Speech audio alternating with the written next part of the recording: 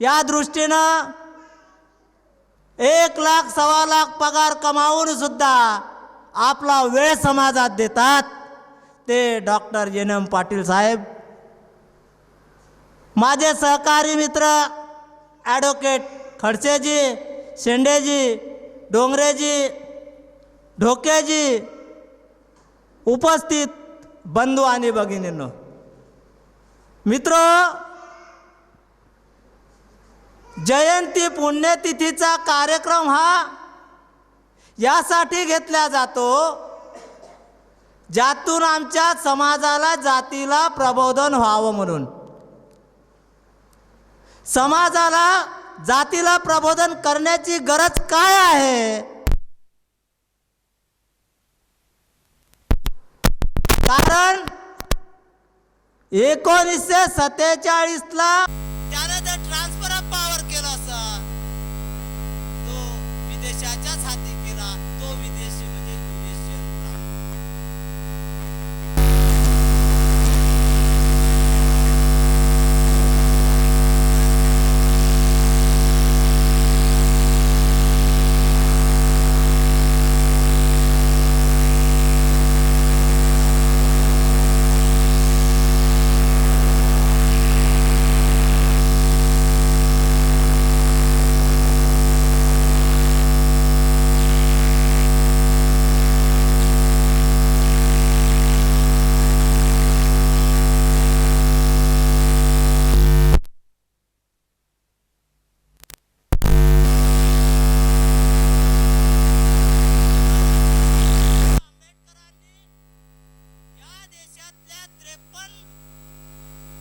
लोकांना 60 लोकांना विदेशात जाण्यासाठी प्रचारण केलं। त्यामध्ये विदेशात जाण्यासाठी मातंग जातीच्या 3 लोकांचा समावेश होता। आणि स्वागत करायला गेल्यानंतर ते विदेशातून आलेले लोक डॉक्टर बाबासाहेब आंबेडकरांना प्रश्न करतात, आता आम्हाला काय करायचं?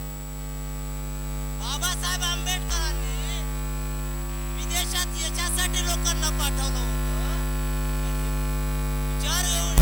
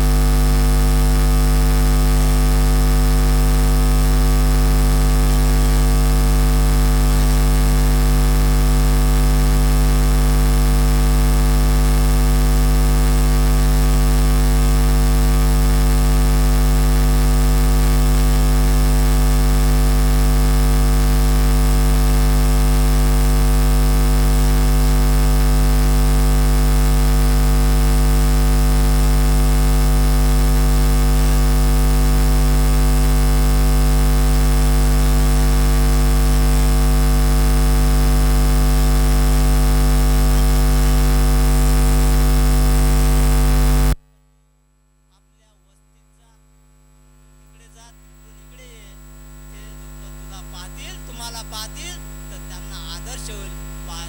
आमच्या समोर किती लोक आहेत, आम्ही परवा करत नाही।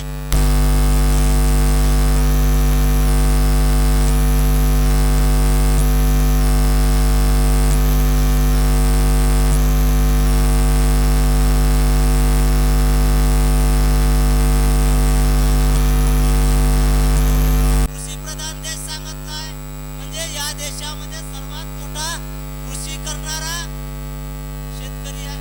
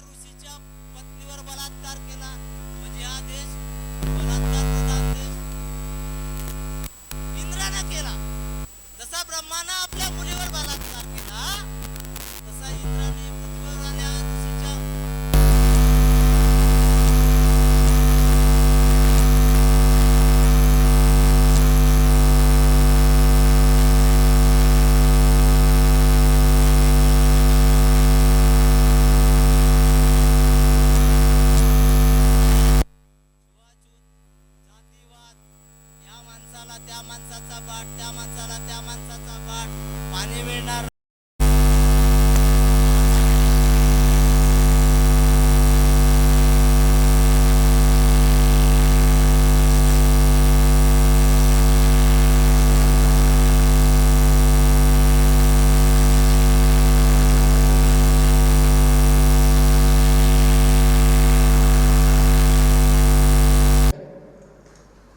अण्णाभाऊ साठे हे सांगली जिल्ह्यामधल्या वाळवे तालुक्यातल्या वाटेगाव या छोट्याशा गावामध्ये त्यांचा जन्म झाला आणि त्या गावात जन्म झाल्यावर अण्णाभाऊ लहानांचे मोठे झाले, थोडे मोठे झाले.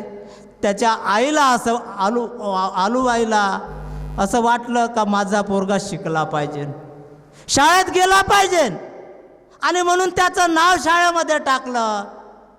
त्या शाळेमध्ये जो शिक्षक होता तो कुलकर्णी शिक्षक होता, ब्राह्मण होता.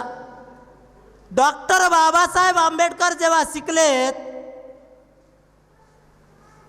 तेव्हा त्यांना दिशा देणारा त्यांचे वडील जे होते ते सरदार होते, नोकरीला होते. म्हणून डॉक्टर बाबासाहेब आंबेडकराला थोडी दिशा मिळाली. डॉक्टर बाबासाहेब शिकून मोठे झाले, विद्वान झाले, विदेशात शिकायला गेले. हे त्यावेळेस अण्णाभाऊ शाळेत एक दिवस शाळेत गेला. त्यावेळेसच्या कुलकर्णी मास्तरला कळालं, समजलं का डॉक्टर बाबासाहेब आंबेडकर या देशामध्ये शिकलेत, मोठे झालेत, विद्वान झाले, समाजाला, बहुजन समाजाला दिशा द्यायला लागलेत. ही जाणीव त्या कुलकर्ण्याला होती आणि म्हणून कुलकर्ण्यानं अण्णाभाऊ साठेला दुसऱ्या दिवशी जेव्हा शाळेत आला तर त्याला विचारते, का रे बाबा, तू काल शिकला ते काही अक्षर पाटीवर गिरवून दाखव, लिहून दाखव. आता एक दिवस शाळेत गेला, दुसऱ्या दिवशी पोरगा काय लिहिणार, काय अक्षर गिरवणार. म्हणून त्या कुलकर्ण्यानं त्या टेबलाच्या पायानं अण्णाभाऊला एवढं झोडपलं का त्याच्या पाठीवरचे ना हाताचे वर पावल्या गेले नाही. परंतु अण्णाभाऊ तेवढ्यावर थांबला नाही. अण्णाभाऊ शाळेतून पळाला, बाहेर आला आणि झाडाच्या आडपं बसून राहिला. बसून राहिल्यानंतर शाळा सुटली. शाळा सुटल्यानंतर जसाही कुलकर्णी मास्तर पुढे जायला लागला, अण्णाभाऊंनी दगड घेतला आणि दगड घेऊन त्या काय जो कोणी असेल त्याला जवळ पण करतो. आणि म्हणूनच अशा पद्धतीने या देशामध्ये व्हायचं की नाही की जातीत राहायचं. तुमच्यावर होणारे संघर्ष, तुमच्यावर होणारे अन्याय तुम्हाला माहीत आहे का? वर्धेमध्ये बँड वाजवला आणि बँड दुसऱ्यानं वाजवू नये म्हणून त्याला चाकू मारला. म्हणजे त्याला सांगायचं वाजवायचं आणि दुसऱ्या सवर्णानं म्हणायचं वाजवू नको, त्याला मारलं, चाकू मारला. पण कोणत्याच मातंग जातीच्या लोकाला त्यांना सहकार्य केलं नाही. असे कित्येक तरी उदाहरणं तुम्हाला सांगता येईल. विदर्भात घडलेलं उदाहरण भोतमांगे प्रकरण हे त्यातलं एक उदाहरण आहे. जवखेडा प्रकरण हे त्यातलं उदाहरण आहे. सांगली जिल्ह्यामधल्या अवंती तालुक्यात दिलीप शेडगे नावाच्या मुलाला जिवंत जाळून टाकलं हे त्याचं उदाहरण आहे. असे कित्येक उदाहरण आहे. कित्येक मातंगाला जाळून टाकला व्यवस्थेने. पण ज्या मातंगाचा इतिहास राजेशाहीचा होता, ज्या मातंगाचा इतिहास लढवय्या होता, तो इतिहास कुठं गेला? तुम्ही इथले रहिवासी आहे, मूळ निवासी आहे, तुम्ही इथले राजे आहात, तो इतिहास तुमचा कुठं गेला? तुम्ही एवढे नपुसक का बनले? तुम्ही एवढे शंड का बनले? कारण तुम्ही तो इतिहास उद्ध्वस्त करण्यासाठी तुम्ही जबाबदार आहात. जोपर्यंत आमच्या इतिहासाची, आमच्या महापुरुषांनी दिलेल्या विचाराची ओळख करणार नाही, तोपर्यंत आम्ही पुढे जाणार नाही. मित्रो, अण्णाभाऊ साठेंनी एवढं साहित्य लिहिलं. लोक म्हणतात आमचे फकीरा वाचला का? अरे ज्यानं फकीरा वाचला का म्हणत असेल, मी त्याला प्रश्न करतो, फकीरा म्हणजे काय? अरे फकीरा म्हणजे येणाऱ्या स्वातंत्र्याचं धगधगतं प्रतीक आहे. हे आमच्या लोकांना समजत नाही. फकीरानं स्वातंत्र्याच्या विरोधात लढाई लढली हे आमच्या लोकांना माहीत नाही. लोक त्याला डाकू म्हणतात. अरे ज्या व्यवस्थेनं फकीराला डाकू बनवलं, चोर बनवलं, गुलाम बनवलं, तो फकीरा स्वातंत्र्यासाठी लढत होता. ब्राह्मणांच्या म्हणजे जे स्वातंत्र्य, ज्या महारांचा आम्ही तिरस्कार करतो त्याच महारांनी अण्णाभाऊला पुढं केलं. हे आमचे लोक आजही विसरलेले आहे. अरे किती दिवस आम्ही त्या जातीचा विरोध करायचा? अरे वायदंडे सकटची औलाद तर गेली. ज्या बाबासाहेबाला जन्म मरेपर्यंत ब्राह्मणांच्या विचारानं वायदंडे सकटने विरोध केला, ती औलाद आजही जिवंत आहेत. त्यांचे मी थोडेफार नावं देतो. समाजानं जागृत राहिलं पाहिजे. कारण व्यवस्था त्यांना पैसे देतात आणि त्या समाजात जाऊन कार्यक्रम करायला लावतात, पुस्तकं देतात, सत्कार करायला लावतात. जसं महादेव जाधव नावाचं पाखरू, ज्या पोराला नोकरी दिली, कोणत्या बँकेत दिली? शिक्षक सहकारी बँकेत. संजय कठाळे हे समाजासाठी सोडलेले पाखरं आहेत, तित्र आहेत. आणि मग ते आणि मातंगासाठी हा एकच महिना मिळतो पोटे साहेब, सुगीचा महिना ज्याला आम्ही म्हणतो का नाही.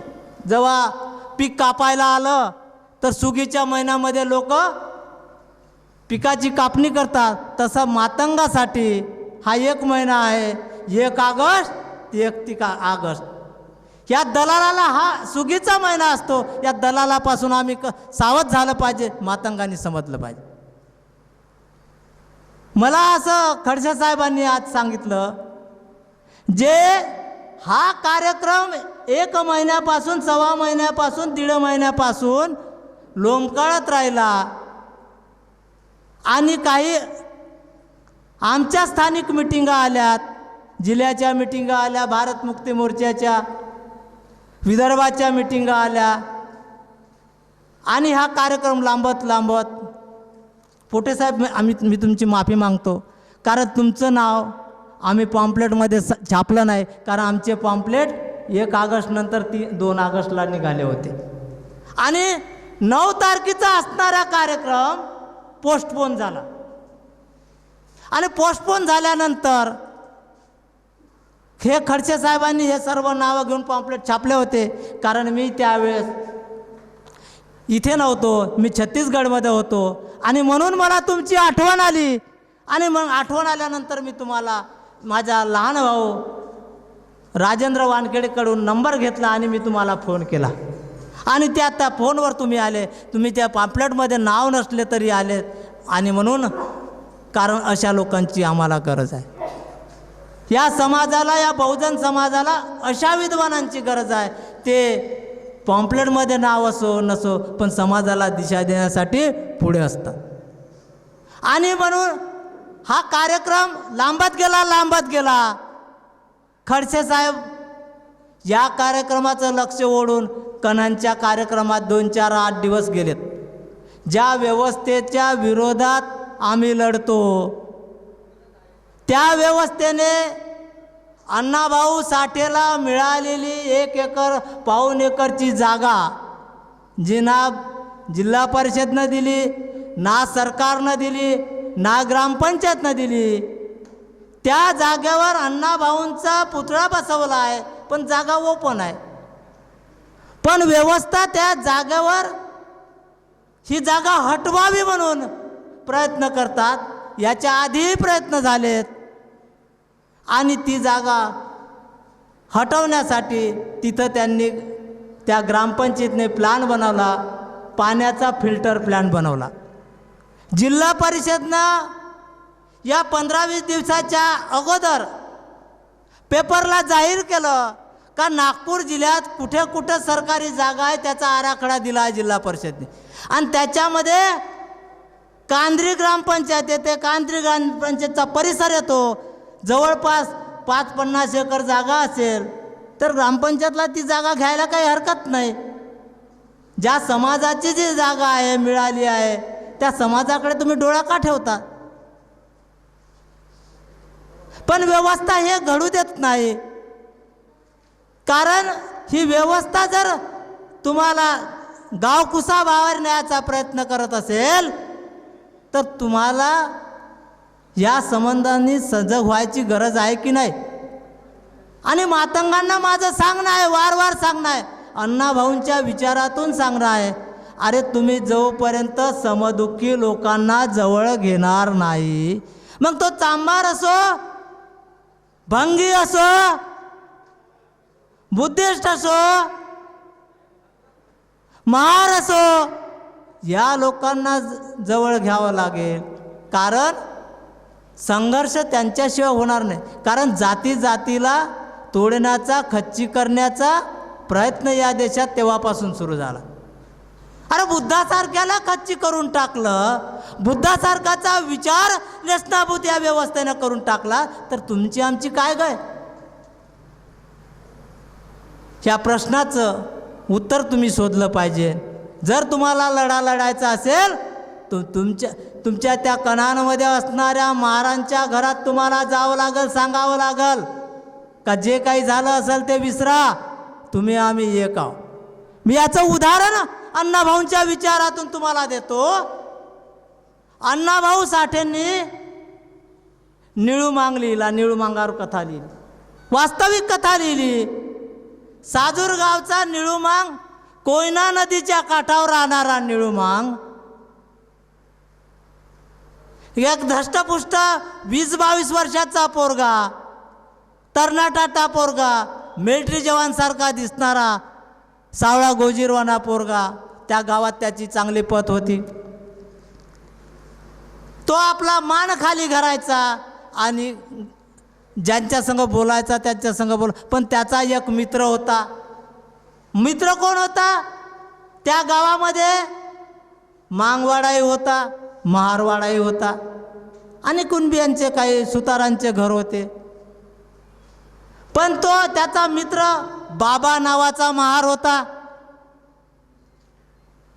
त्या बाबा नावाच्या महाराच्या घरी तो जाऊन बसायचा आणि विचार विनिमय हे ते दोन लोक महार आणि मांग करायचे. निळूमांगाला वडील नव्हते, वडील मरण पावले, ते आई त्याचं संरक्षण करत होती. पण व्यवस्थेनं तो गुलाम होता, लाचार होता, काम मिळत नव्हतं. अशा परिस्थितीमध्ये त्याला एक काम मिळालं. कारण सुगीचे दिवस आले होते, मका तोडण्यासाठी आला होता आणि वारण्याचं खोरं म्हणजे एक सोन्याची खाण आहे. आणि त्या गावात असणारा भीमा पाटील आणि चिमा पाटील हे दोन पाटलाचे पोरं होते. त्याचा वडील मरण पावला होता. तिथल्या पंचांनी त्यांची जागा त्यांना वाटून दिली, त्यांची शेती अलग करून दिली, त्यांचं घरं अलग करून दिले. दोघंही भाऊ वेगवेगळे राहत होते. चिमा पाटील हा मोठा होता आणि भीमा पाटील लहान होता. पण चिमा पाटलाला असं वाटत होतं का माझा लहान भाऊ भीमा माझ्यासारखा मोठा झाला नाही पाहिजे, याच्याकडे काही राहिलं नाही पाहिजे, असा नेहमी प्रयत्न करायचा. म्हणून त्याच्या शेतात आलेलं पीक तो आपल्या सुतार नावाच्या मित्राच्या माध्यमातनं तोडत होता, कापत होता, चोरीला घालत होता. आणि अशा परिस्थितीमध्ये निळूमांग सकाळला पाणी भरण्याची घागर घेऊन नदीवर गेला. विहिरी तर होत्याच नाही, विहिरीवर पाणी भरू देत नव्हती व्यवस्था. आणि नदीवरून पाण्याची घागर घेऊन घरी येत होता. आणि इकडून नदीकडे भीमा पाटील चालला होता. आणि भीमा पाटलाची नजर त्या निळूमांगावर गेली. निळूमांगाला विचारलं, अरे बाबा तू काय करतो? निळूमांगानं सांगितलं, पाटील मला काही काम नाही. म्हणून निळूमांगाने त्याच्याकडे विनंती केली आणि सांगितलं का माझा मका राखणीला घेशील काय? निळूमांगानं सांगितलं, मला जर त्याचा मोबदला भेटला तर मी मका राखील. आणि म्हणून लगेच निर्णय भीमा पाटलानं घेतला, तुला भात आणि मका देईल, म्हणजे तांदूळ आणि मका देईल. आणि भीमा आनंदात आला, पाण्याची घागर घरी घेऊन आला, आईला सांगते. आणि त्याला असं वाटलं की मला काम मिळालं. आणि भीमा त्या शेतामध्ये राखणीला गेला. पण त्यावेळेस एक कायदा होता, मातंग बहिष्कृत होते आणि म्हणून त्यांना 3 वेळा हाजरी द्यायला जावं लागत होतं पाटलाच्या इथं. पण भीमा एक चांगला पोरगा आहे म्हणून त्याची 2 वेळची हाजरी मात्र कमी केली होती. एकच वेळा हाजरीला जावं लागत होतं. आणि 1 वेळची हाजरी घ्यायला तो शेतातून मात्र गावात जात होता पाटलाच्या घरी हाजरी द्यायला. इकडे चिमा पाटील याला काही बरं वाटत नव्हतं, कारण भीमा इथे राखणीला आला होता. निळूमांग राखणीला आला होता भीमा पाटलाच्या, त्याच्यामुळे त्याचा काही गेम काही जमत नव्हता. आणि म्हणून एक दिवस चिमा पाटील निळूमांगाला म्हणते, काय रे निळ्या, तू चांगलीच स्वतःची शेती असल्यासारखा मालक म्हणून राखण करतो. स्वतःची शेती असल्यासारखा मालक म्हणून राखण करतो. आणि म्हणून निळूमांगानं उत्तर दिलं का मला राखणीचा मोबदला मिळणार आहे म्हणून मी राखणी केली पाहिजे. मग आता तू कुठं चालला? तर मी हाजरी द्यायला चाललो. त्यावेळेस चिमा पाटील म्हणते, अरे बस हे पानविन खाऊन जा. असं बोलल्यावर निळूमांग निघून जातो, हाजरी द्यायला जातो. हाजरी देऊन येतो. त्यावेळेस चिमा पाटील आणि त्याचा मित्र म्हणजे सुतार हे दोघं काही कावा करतात. आणि चिमा पाटलाला तो सुतार म्हणतो, पाटील निळूची चांगली राखण करून देऊ का? तर त्याला चिमा पाटील होकार देते आणि तो 2 पोते मका तोडतो आणि पळून जातो. ही गोष्ट कशासाठी सांगतो हे लक्षात ठेवा. ही गोष्ट नाही, हकीकत आहे. आणि व्यवस्थेच्या विरोधात तुम्हाला लढण्याची गरज आहे. ज्या महाराजांना आम्ही आमचा दुश्मन म्हणतो त्या महाराजांनीच त्या निळूमांगाला सहकार्य केलं. आणि मग निळूमांग सकाळी पाटलाकडे गेला ना, हकीकत सांगितली की पाटील मी हाजरी द्यायला गेलो पण मला दगा दिला, चोरांनी दगा दिला, मका चोरून. जे झालं ते झालं, पण आता राखण चांगली करमळ, असं त्या भीमा पाटलानं सांगितलं. निळूमांग घरी आला, विचार करायला लागला, मी जर उद्या गेलो तर काय अजून चोर चोरी करेल, कोणत्या चोरानं चोरी करली हे त्याला भीमाला माहीत नव्हतं. आणि म्हणून तो बाबा महाराकडे गेला, ही हकीकत सांगितली. बाबा महार त्यावर काय म्हणतो, बाबा महार म्हणतो भीमा तू विचार करू नको, तू आपली राखण कर. अरे ज्या वेळेस तू आपलं बाहेर जाशील म्हणजे हाजरी द्यायला जाशील त्यावेळेस मी तुझी राखण करायला येतो. काय म्हणतो, त्यावेळेस मी तुझी राखण करायला येतो. म्हणजे मातंग आणि महाराजांचं त्यावेळेचं कसं सूत्र असेल, कसे मित्र असेल, कसे बंधू असेल हे अण्णाभाऊंना आपल्या कथेतून सांगितलं. आणि मग निळूमांग राखण करू लागला. आणि मग नंतर कालांतरानं मात्र त्याच्या शेतातली चोरी झाली नाही. आणि मग जो चोरीला गेलेला माल होता त्याच्या विरोधात चिमा पाटलानं पोलीस स्टेशनला तक्रार केली. पोलीस आलेत, म्हणजे निळूमांगाला पकडून नेलं. कैफियत झाली. 3 महिने 6 महिने निळूमांग राहायला खडी फोडला. आणि खडी फोडून सेंट्रल जेलमधून, इंग्रजाच्या सेंट्रल जेलमधून निळूमांग जेव्हा घरी आला तेव्हा धीर गंभीर झाला. कोणासंगच निळूमांग बोलत नव्हता, कोणासंगच काही चांगला वागत नव्हता, फक्त शांत होता, विचार करत होता. 2-3 दिवस 4 दिवस गेले. निळूमांगाने व्यवस्थेच्या विरोधात रणशिंग फुंकलं. आणि ज्याने तो चोरून नेलेला मका होता त्या वाड्याचं घर, सुताराचं घर भीमा मांगानं जाळून टाकलं. त्या घराला आग लागल्यामुळे 10-15 घरं जळले, पुन्हा जळलेत. आणि भीमा रानात पळाला. व्यवस्थेने भीमाला चोर डाकू बनवलं. रानात गेला. 4 दिवस 8 दिवस उलटून पुन्हा भीमा गावात आला. पुन्हा पाटलाच्या घराला आग लावली. भीमा आग लावून पुन्हा रानात गेला, वारण्याच्या खोऱ्यात गेला. आणि अशा पद्धतीनं भीमानं ते अर्ध गाव उद्ध्वस्त करून दिलं.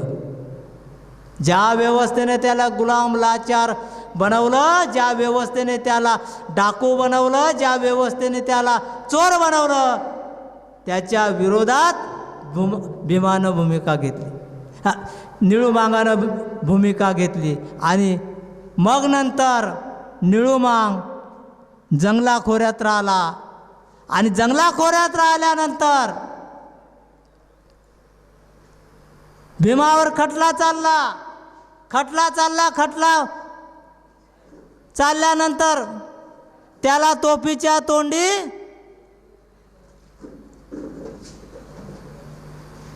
देण्याचा आदेश झाला. पाटलानं मोठमोठे वकील लावले. भीमाकडून कोणीच वकील होत नव्हता, कारण डाकू होता, व्यवस्थेनं बनवलेला होता. त्या व्यवस्थेचे आज आम्ही शिकार आहोत. त्या व्यवस्थेच्या विरोधात भारत मुक्ती मोर्चाचा लढा आहे. जी व्यवस्था काल होती त्याच व्यवस्थेच्या विरोधात भारत मुक्ती मोर्चाचा लढा आहे. ज्या भारत मुक्ती मोर्चाचे राष्ट्रीय अध्यक्ष वामन मेश्राम याचं नेतृत्व करताय, येणाऱ्या आझादीचे ते प्रवर्तक आहेत, ही आम्ही विसरून चालणार नाही. आणि म्हणून भीमा व्यवस्थेच्या विरोधात लढत असताना त्याला तोफीच्या तोंडी दिलं. तोफीच्या तोंडी दिल्यानंतर त्याला फाशीची शिक्षा होणार, तोफेवर जाणार. भीमाला निळू मांगाला शेवटचा प्रश्न विचारतात ते इंग्रज लोक, फाशी देणारे लोक. निळू मांगाला प्रश्न विचारतात, तुझी शेवटची इच्छा काय आहे? निळू मांग म्हणतो, साहेब माझी घोडी तिकडे वाट पाहते, माझे लोक तिकडे वाट पाहते, मी शेवटची इच्छा तुम्ही मला विचारता, काय सांगावं?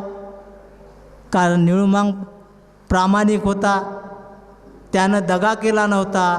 हे जसंही त्या इंग्रज लोकांना लक्षात येते आणि इंग्रज लोक निळू मांगाला बरी करतात आणि निळू मांग त्या तोफेच्या तोंडी जाणाऱ्या फाशीला मुकतो आणि तो घरी येतो. घरी आल्यानंतर तो कोयना नदीमध्ये मोठ्या आनंदानं पोहतो. का त्या कोयना नदीला म्हणतो, मा तुझा निळू तुझ्यापासून मुकला असता, पण मला इंग्रजांनी मुक्त केलं. ते इंग्रज आमचे सगळे सोयरे होते, ते इंग्रज आमचे सगळे सोयरे होते. आज जे असलेले विदेशी युरेशियन ब्राह्मण आहेत ते आमचे सगळे सोयरे नाहीत.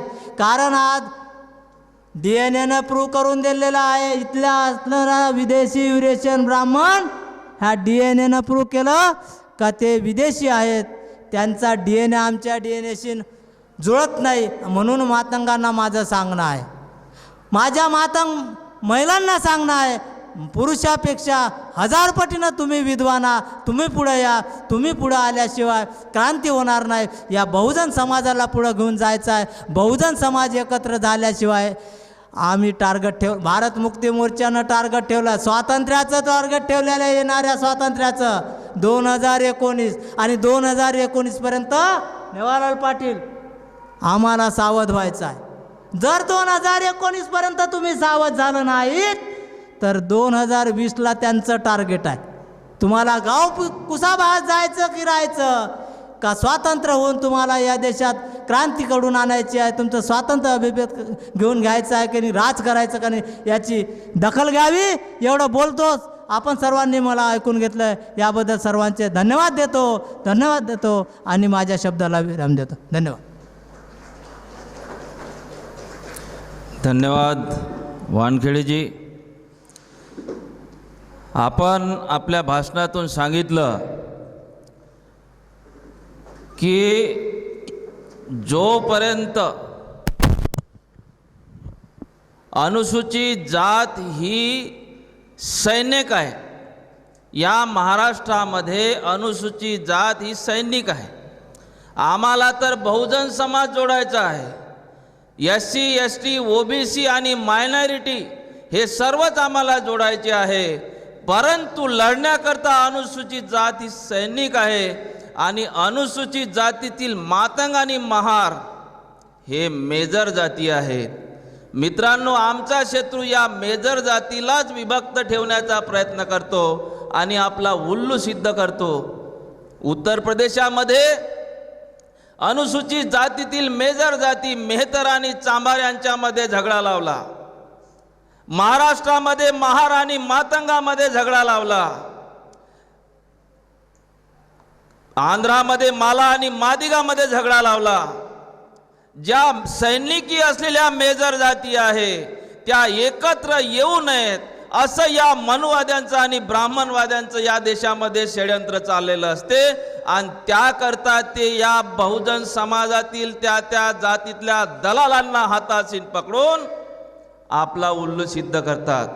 मित्रांनो, त्या दलालापासून सावध राहावं असं वानखेडेजींनी आपल्या भाषणातून सांगितलं. धन्यवाद.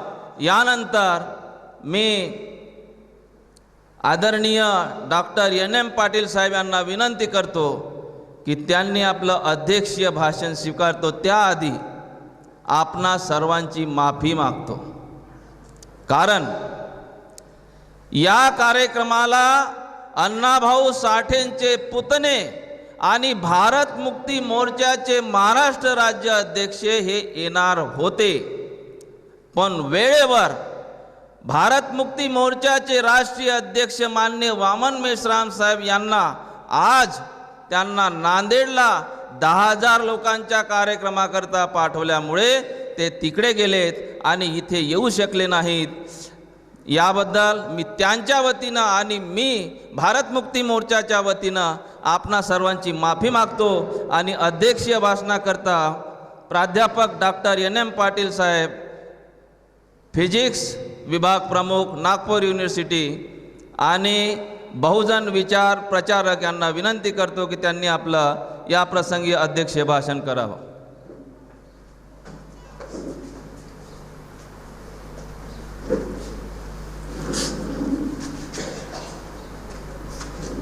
ठीक आहे.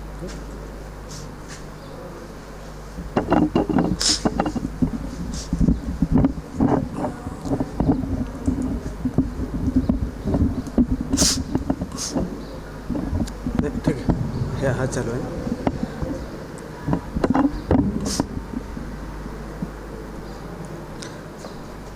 आजच्या या कार्यक्रमानिमित्त अण्णाभाऊ साठे यांची जयंती आपण इथे साजरी करतो आहोत.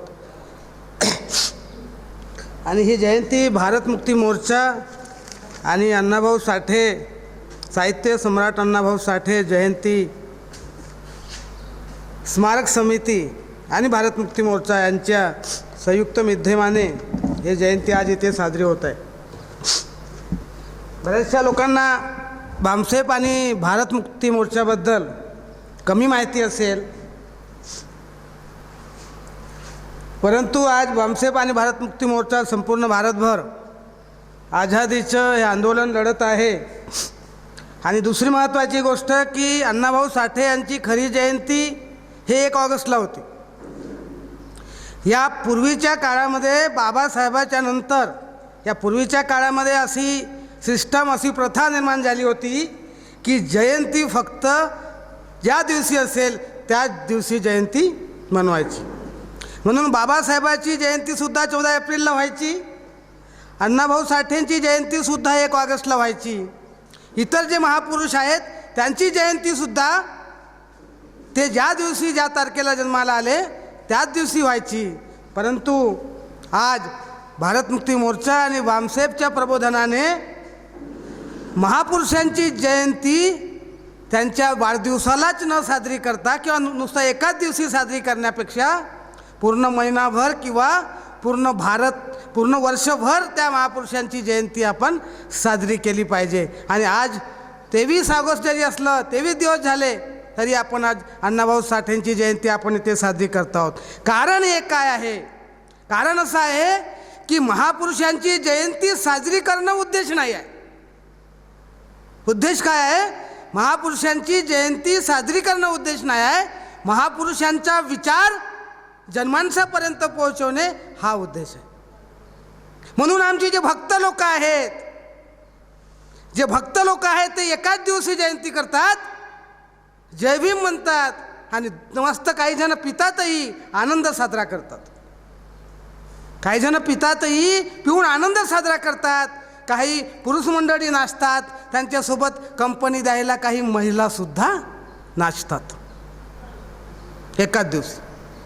म्हणून जयंती साजरी करणे हा उद्देश नाही, तर आमच्या महापुरुषांचा जो विचार आहे तो विचार जनमानसापर्यंत पोहोचवणे हा आमचा उद्देश आहे. आता पुन्हा काही लोक असे म्हणतील कि सर विचार बांटने से पेट नहीं भरता, भाषण देने से पेट नहीं भरता. मुझे लगता है उनका ज्ञान थोड़ा सा कम है. विचार दुनिया पे राज करता है, आप पर ही नहीं. विचार दुनिया पर राज करता है. सबसे पहले विचार इधर आता है, बाद में एक काम करता है. ये जो पैर ऐसा हुआ ना, ये अपने आप नहीं हुआ. विचार बाबासाहेब आंबेडकरांनी कोणत्याही पद्धतीची, मग ती आतंकवादाची चळवळ असो, चालवली नाही. नक्षलवादाची चळवळ चालवली नाही, कोणाचेही रक्त सांडवलं नाही, कोणालाही शिवी दिली नाही, कोणालाही कमी लेखलं नाही, कोणालाही आदर्शसुद्धा आपल्या हयात त्यांनी मानलं नाही. आता कोणालाही आदर्श मानलं नाही याचा अर्थ तुम्ही असा घाल की त्यांना गुरु नव्हते का? त्यांच्या हयातीत असलेल्या लोकांचं म्हणतो मी. त्यांच्या हयातीत असलेल्या कोणत्याही माणसाला त्यांनी विद्वान मानलं नाही आणि कोणत्याही माणसाला कमीसुद्धा लेखलं नाही. जे त्यांच्या आयुष्यकाळामध्ये नव्हते अशा महापुरुषांना त्यांनी गुरु मानलं. ते म्हणजे बुद्ध, ते म्हणजे कबीर आणि ते म्हणजे फुले. यांच्या विचारांना त्यांनी गुरु मानलं. म्हणजेच बाबासाहेबाची लढाई नक्सलाईट बनवण्याची नव्हती, विचार करणारे लोक निर्माण करण्याची मुवमेंट बाबासाहेबाची होती. बाबासाहेबांनी जाता जाता मी माझ्या लोकांना पूर्ण अधिकार देऊ शकलो नाही ही एक खंत व्यक्त केली आणि त्याच्या मागचं कारण व्यक्त केलं की मी स्वाभिमानी लोकांचं संघटन निर्माण करू शकलो नाही. काय खंत केली बाबासाहेबांनी? की मी स्वाभिमानी लोकांचं संघटन उभं करू शकलो नाही. म्हणून ते 15 मार्च 1956ला रामलीला मैदान येथे म्हणतात की क्लर्कों की बाबुओं की भीड़ यहाँ इस कार्यक्रम में बाबू, उनको बाबू कहा, क्लर्क. आजकल हमारे जो क्लर्क है वो भी अपने आप को बहुत इंटेलिजेंट मानते हैं, पर बाबा साहब ऐसा कहते हैं कि इन मिन क्लर्क की भर्ती यहाँ है, मुझे उन पढ़े लिखे लोगों ने धोखा दिया. आता मुद्दा पढ़े लिखे लोगों ने धोखा दिया ये नहीं है, पढ़े लिखे लोगों को टारगेट करना ये भी बाबा साहब का उद्देश्य नहीं है. इसको उल्टे तरीके से अगर हम देखते हैं, मैं अगर ये कहता हूँ कि ढोके जी ने मुझे धोखा दिया, अगर ये मैं कहता हूँ, इसका क्या मतलब है कि ढोके जी मेरे सच्चे मित्र थे, मुझे बचाने का काम एक ही आदमी कर सकता था, वो यानी ढोके जी. लेकिन उन्होंने नहीं किया, इसलिए मैं ढोके जी को क्या कह रहा हूँ कि ढोके जी ने मुझे धोखा दिया. इसको पॉजिटिव साइड से देखो कि ये मूवमेंट चलाने की जवाबदारी, जिम्मेदारी मैंने पढ़े लिखे लोगों के ऊपर दी थी. वही पढ़े लिखे लोग इस कार्यक्रम में नहीं है, इस आंदोलन में नहीं है, इसीलिए बाबा साहब आंबेडकर ने कहा कि मुझे इन पढ़े लिखे लोगों ने धोखा दिया. दुसरा संदर्भ सांगतो साहेब. बाबासाहेब हे विचारांची मुवमेंट चालवत होते, विद्वान लोक निर्माण व्हावे असं एका बाजूला बाबासाहेब म्हणत होते, पण एका बाजूला बाबासाहेबच म्हणतात की मुझे इन पढ़े लिखों ने धोखा दिया, आणि दुसऱ्या बाजूला अनपढ़ 500 महारांना सलाम करतात. कोणते ते 500 महार? 1818ला भीमा कोरेगाव जे आंदोलन झालं आणि त्या भीमा कोरेगावच्या आंदोलनामध्ये ज्या 500 महारांनी 25,000 पेशवायांना मारलं, कापून मारलं, ते 500 महार अनपढ होते. त्या 500 महारांना अभिवादन करण्यासाठी बाबासाहेब आंबेडकर देशामध्ये कुठेही जरी असले तरी 1 जानेवारीला महाडला जायचे आणि त्या अनपढ लोकांना सलाम मारायचे. उद्देश समजून घ्या, हा शिकलेल्या आणि न शिकलेल्या लोकांमधला वाद नाही, वाद उद्देशाचा आहे. ते महार जरी अनपढ असले तरी बाबासाहेब आंबेडकर त्यांना अभिवादन करायचे, कारण त्यांचा उद्देश या समाजाला मुक्त करण्याचा होता. या शिकलेल्या लोकांचा उद्देश समाजाला मुक्त करण्याचा नाही. म्हणून इन पढ़े लिखे लोगों ने मुझे धोखा दिया, ऐसा बाबा साहब ने कहा. हा टारगेट करने का भाग नहीं, टारगेट करने से जुड़ने वाले नहीं है. ये आज़ादी का आंदोलन, काही आमच्या मित्रांनी म्हटलं पढ़े लिखे लोगों के बिना ये आज़ादी का आंदोलन नहीं लड़ा जा सकता. अगर लड़ भी लो तो जीत नहीं पाओगे, क्योंकि लड़ाई जब हम लड़ते हैं तो लड़ाई में मात्र ताकत काम में नहीं आती है, ताकत के साथ साथ उसमें बुद्धि की ज़रूरत होती है, प्लानिंग की ज़रूरत होती है. आज मुझे भी लगता है मैं ये जो 3.5% जो ब्राह्मण है वो 3.5 भी नहीं है. अभी जो राज्य अधिवेशन हुआ उसमें वामसेप के राष्ट्रीय अध्यक्ष वामन मेश्राम साहब जी ने कहा कि हम 3.5% ब्राह्मणों की बात जरूर करते हैं, उसमें आधी महिलाएं हैं, उसमें आधी महिलाएं हैं, और महिलाएं ब्राह्मण और विदेशी नहीं है. महिलाएं उनकी जो बीवियां हैं, जो ब्राह्मणों की महिलाएं हैं, वो हमारी है, वो मूल निवासी है। मतलब एक्चुअल में ब्राह्मण कितने हैं? 2.25%। 2.25% लोगों की लड़ाई 85% लोगों के साथ चल रही है। 2.25%। अगर ये मैं सोचूं कि गढ़चिरौली जिला में जाकर आदिवासी लोगों के साथ दोस्ती कर कुछ बंदूकें जमा कर लूँ, कुछ गोलियां जमा कर लूँ और 2.25 करोड़ जो लोग हैं, 2.25% जो ब्राह्मण है, उनको एक ही दिन में उड़ा दूँ, अगर ऐसा आपको ऐसा लगता है आज, ऐसा इसके पहले किसी भी महापुरुष को नहीं लगा। मुझे लगता है अगर आपको ऐसा लगता है तो मुझे लगता है आपसे बड़ा महापुरुष दुनिया में नहीं हो सकता, अगर आप ऐसा सोचते हैं तो, क्योंकि ऐसा हमारे महापुरुषों ने नहीं सोचा।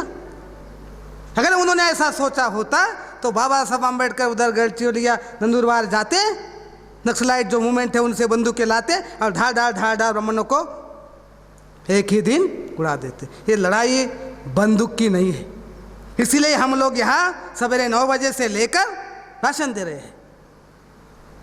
आज मटन डे है, संडे है, फिर भी हम यहाँ बैठे हैं। क्या भाषण दी? क्या कर रहे हैं हम लोग? भाषण ही तो दे रहे। कोई गरीबी नष्ट करने का प्रोग्राम है क्या? कोई खाना खाने का प्रोग्राम है? नौकरी लगा कर लेने का कोई प्रोग्राम है? फिर भी है ना, फिर भी हम लोग हैं। ये विचारों की लड़ाई। इसलिए साथियों, आज मुझे कई बार वक्ताओं की भाषण से थोड़ा मुझे माफ़ी चाहता हूँ। मुझे लग रहा था कि हम लोग आम्बेडकर जयंती मना रहे कि बुद्ध जयंती मना रहे, क्या मना रहे, मेरे यही समझ में नहीं आ रहा था। मैं माफ़ी चाहता हूँ थोड़ी सी वक्ताओं की। जिस पर्पज के लिए, जिस उद्देश्य के लिए, जिनके मान सम्मान में, जिनके जन्मतिथि के उपलक्ष्य में ये कार्यक्रम रखा, अन्ना भाऊ साठे, उनका कारवा, उनकी विचारधारा आगे कैसे ले जानी चाहिए ताकि हम आज़ादी का आंदोलन लड़ सकें। ये जयंती कोई महत्व जाति के लोगों का प्रबोधन मात्र करने के लिए नहीं रखी है और ना ही किसी महार जाति की या किसी विशिष्ट जाति के लोगों का प्रबोधन करने के लिए ये कार्यक्रम नहीं है, या भारत मुक्ति मोर्चा और बामसेव का भी किसी एक विशिष्ट जाति को प्रबोधित करने का कोई उद्देश्य नहीं है। जो 6,743 जातियां जो ब्राह्मणों ने बनाई, वो जातियों को संगठित करने का काम जाति का नाम लेकर नहीं हो सकता। मूल निवासी का कॉन्सेप्ट लेकर आपको काम करना होगा। अगर बहुत ज़्यादा टेक्निकल और समझदार और पढ़े लिखे हो तो आप डीएनए की बात करो, अदरवाइज हम इसी देश के मूल निवासी हैं। भाई कैसे? तो क्योंकि हम इसीलिए इस देश के मूल निवासी है और ब्राह्मण इसीलिए विदेशी है क्योंकि ब्राह्मण इस देश में आज़ाद है। ब्राह्मण भी मूल निवासी होता तो हमारी जो समस्याएं हैं, हमारी समस्याओं के लिए लड़ाई करता। अगर ब्राह्मण हमारा आदमी होता या मूल निवासी होता तो मूल निवासी समस्या दूर होनी चाहिए इसलिए लड़ता। वो नहीं लड़ रहा है, इसका मतलब यह है ब्राह्मण हमारा आदमी नहीं है। क्योंकि गांव खेड़े की बातें हमारे जो साथी जो बोल रहे थे, मैं ज़्यादा पढ़ा लिखा नहीं हूँ और मैं भी यहाँ पर ज़्यादा पढ़ा लिखा होने की वजह से बात नहीं कर रहा हूँ। मैं बहुत पढ़ा लिखा आदमी हूँ, लेकिन मैं पढ़ा लिखा हूँ इसीलिए बात नहीं कर रहा हूँ। मैं ये महापुरुषों की विचारधारा जानता हूँ इसीलिए बात कर रहा हूँ। अदरवाइज मैं इंजीनियरिंग का प्राध्यापक हूँ। तुम्हारे वो मोबाइल में मेमोरी कैसी काम करती है उस पर काम करता हूँ। वो मेरे मेमोरी का और ये आपकी मूवमेंट का कोई संबंध है? इसलिए मैं पढ़ा लिखा होने की वजह से ये नहीं बोल रहा हूँ। ये महापुरुषों की विचारधारा मेरे दिमाग में जब से आई इसलिए मैं बोल रहा हूँ। आखिर विचार म्हणून या जयंतीच्या माध्यमातून वेळ मला तुम्ही कमी दिला त्याबद्दलही काही हरकत नाही, कारण कार्यक्रम एका विशिष्ट लिमिटमध्ये झाला पाहिजे, वेळेमध्ये झाला पाहिजे। आता बघा, नाही म्हटलं तरी मध्ये जेवढी संख्या होती त्यापेक्षा थोड़ी संख्या कमी झालेली है। लोगों के पास समय नहीं है, समय नहीं है, वो समय का इस्तेमाल बस सही ढंग से नहीं करते हैं, इसलिए समय भी उनका साथ नहीं देता। यही हमारी समस्या है। आपके पास समय नहीं है इसलिए समय भी आपके लिए नहीं है, इसलिए समस्या है। समय देना होगा, समय दोगे तो आपकी समस्या हल होगी।